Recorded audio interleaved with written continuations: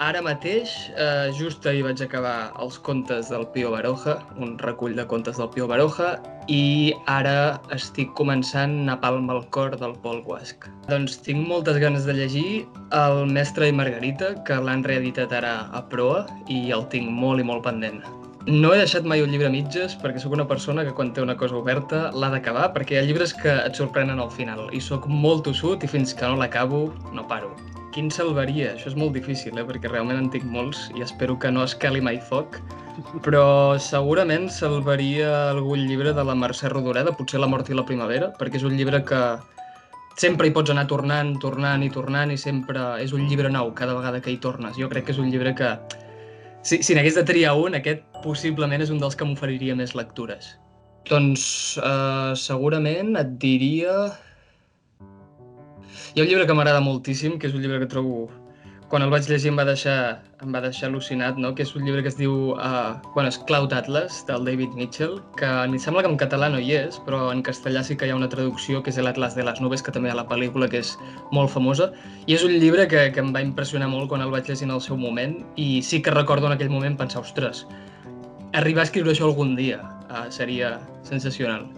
Doncs mira, et diré el Juli Soleràs d'Incerta Glòria o potser el Demian del Hermann Hesse. No gaires, la veritat. Soc bastant flexible pel que fa a l'escriptura. Escric una mica a tot arreu, amb el mòbil, amb l'ordinador, aquí i allà. No tinc gaires manies. De vegades escric molt desordenadament, vull dir que no tinc gaires manies ni gaires rituals, la veritat.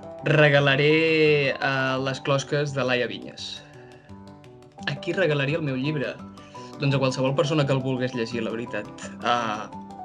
Per què? Doncs, home, segurament el llibre que has escrit tu doncs conté molta part de tu, en certa manera, encara que sigui passada pel filtre de la literatura, no?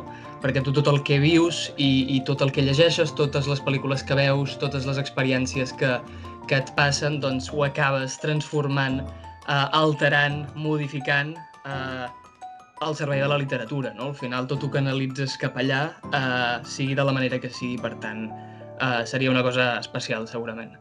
Se'm dona bastant malament això de vendre el meu propi llibre, la veritat, perquè diguéssim que el que he dit, el que havia de dir ja ho he dit amb el llibre, no? Però bé, La mort lenta és la història de dos germans que s'han d'enfrontar doncs, a la mort dels seus pares quan són molt joves, no?